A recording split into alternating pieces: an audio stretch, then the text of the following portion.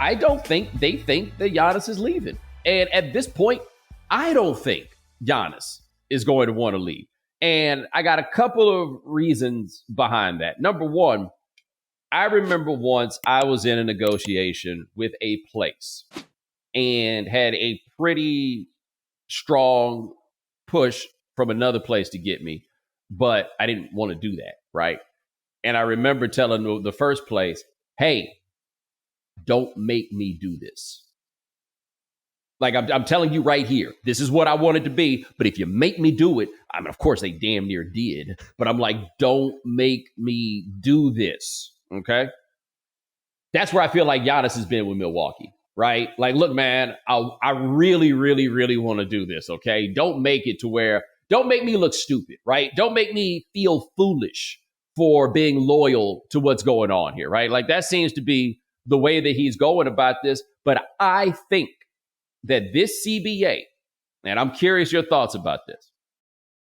While we look at all the things that I think are ultimately negative about this CBA, and the biggest thing that I hate about it is they're basically rewarding incompetence, or at the very least, they are penalizing competence, right? Like they came up with this salary cap way back when, and then they had to put the Larry Bird provisions in because they realized, oh shit, we're making it where the Boston Celtics can't keep Larry Bird. That's a terrible idea, right? Like just as a principle. That's right. A terrible idea. And so they did all these things with the cap to try to make it such that you could keep your own team together without just going and poaching players from other teams. That seemed to be what the provision was. Then it reached a place where they were like, yo, man, now we can't get these guys to stay anymore because they decided they wanted to put the max salary provision in there.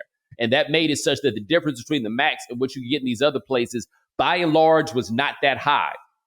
Then they kept doing more, right? They added the idea of the supermax, for example. So that now they make it even more, make it easier for the teams to keep the guys, but that still wasn't really working that well in order to keep guys.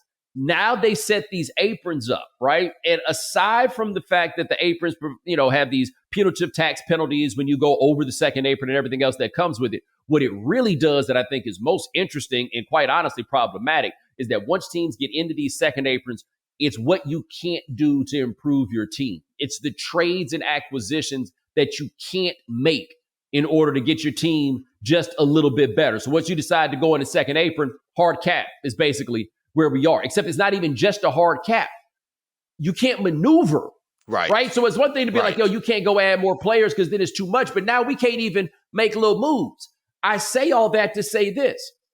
If you're Giannis, if a team makes a move to get you, how unlikely or how likely is it that you're going to be right back in this same situation in 18 to 24 months, looking around like what y'all got, what y'all going to be able to do for me?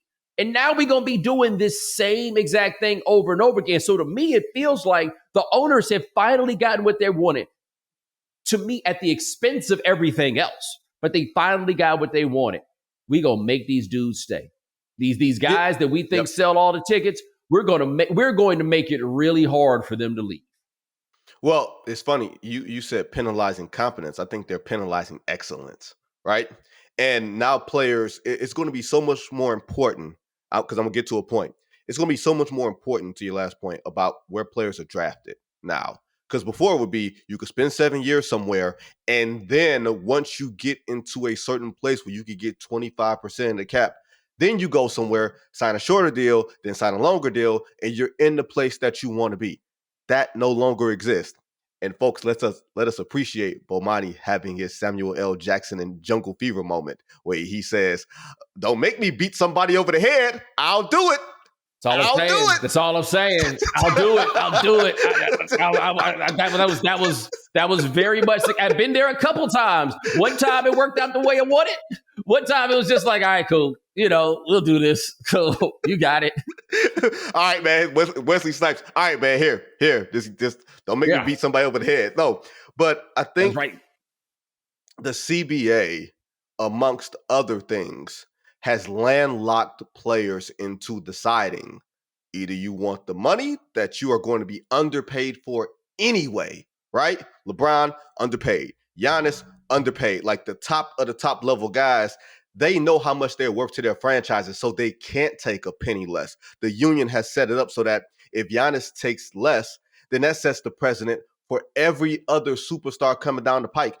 LeBron has to take the max. He absolutely cannot afford, for the future health of the league and the players in the league, not take a dollar less at this stage because of all the discounts, or because of the discount he took in Miami, where I think his first year he was getting $13 million. It's Bo, that is crazy to look back on mid-level it. exception money now.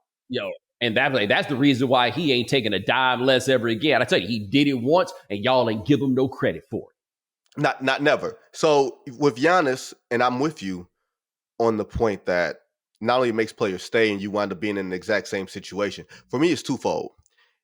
If I'm a rival team and I'm looking at the NBA moving so much faster, like we never would have thought Luka Doncic would have gotten traded. We don't know how many times we thought Kevin Durant would be traded. Like all the machinations and things that have changed over the NBA just in the last 24 months, right? I'm still operating under the guise that maybe this don't work, and I'm going to keep my powder dry, and I'm going to hold my war chest just in case Giannis says, you know what, I've had enough.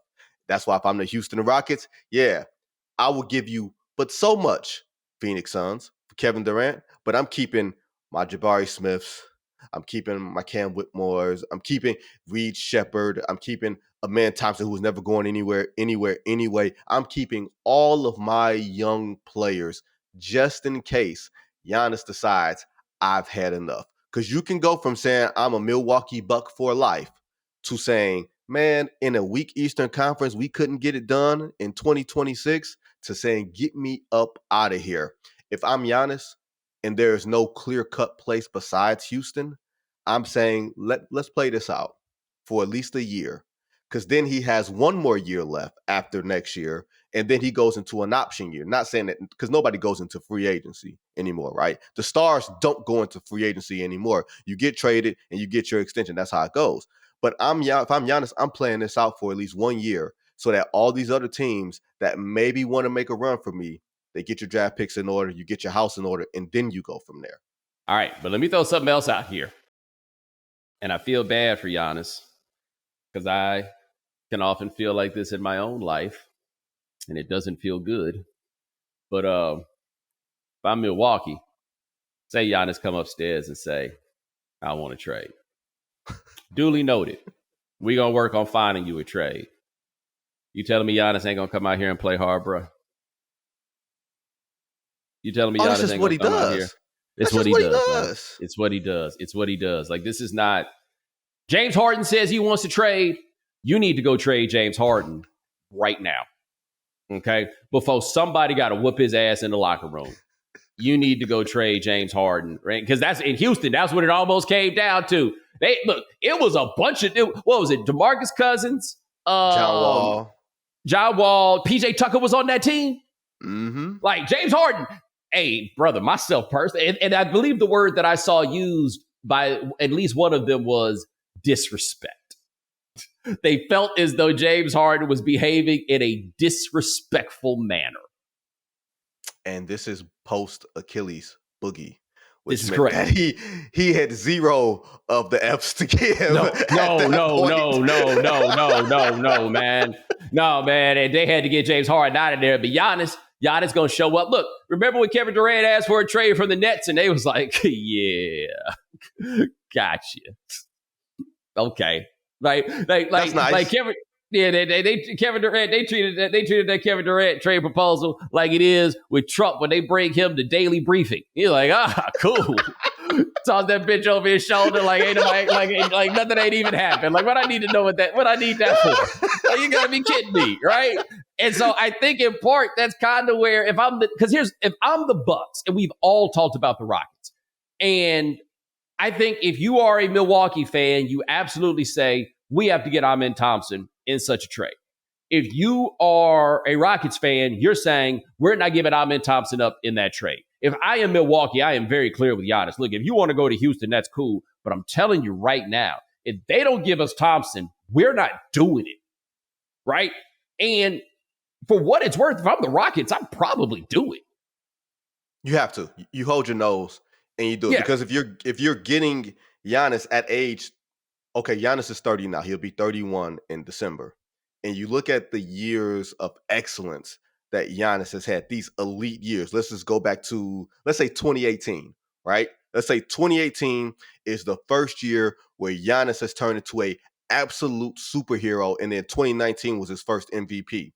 He's been a superhero for 7 years at 6'11", 240 pounds, with the beating on his body, and let's just say the lack of outside development from three-point shooting. So his game is predicated on power and strength and speed and all these things that diminish over time unless you are LeBron James, by and large. Right. So If you're going to acquire him, what I'm saying is if you're going to acquire him, you can only play for 2 years at a time, right? You're going to get 2 rings out of it, but you're going to play for those 2 years with him and KD, and you're going to be okay with it.